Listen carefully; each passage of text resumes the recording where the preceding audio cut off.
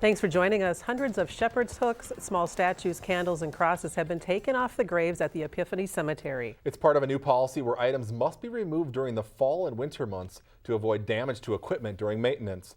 We talked to families who have loved ones buried there who say they weren't notified and feel the policy is insensitive. CTN's Joe Nelson has their reaction and the church's response.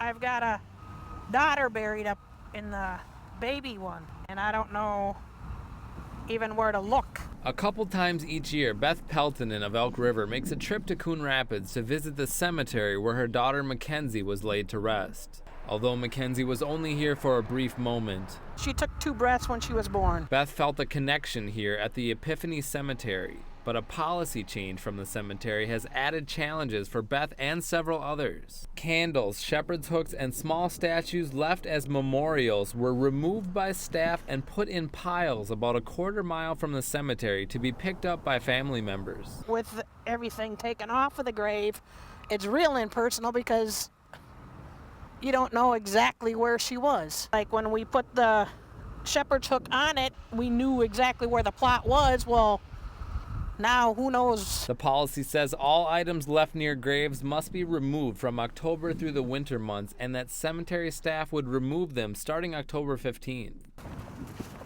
Beth says she was never notified of the change and searched through the memorials for what she left there. It's got to be something like this, but then it's got the chain wrapped around it, so I'm not sure if it's going to be over here, over there. The church declined to do an on-camera interview, but issued a statement saying the change was made because of maintenance concerns, with a snowblower breaking 3 times last winter. The new policy was posted in the church bulletin and at the cemetery since March, informing people of the change, but Beth says many families who aren't members of the church and don't often get a chance to visit were unaware.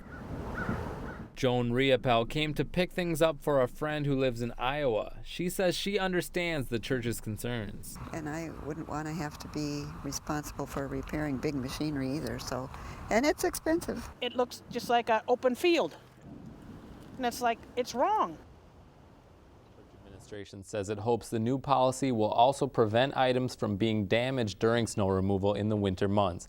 Also in their statement, church staff says, quote, "While we understand that the changes might disappoint some people, ultimately they do not change our ability to carry out our primary duty of praying for our beloved dead," unquote.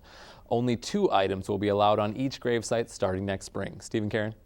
All right, thank you. Certainly some controversy there. Yeah.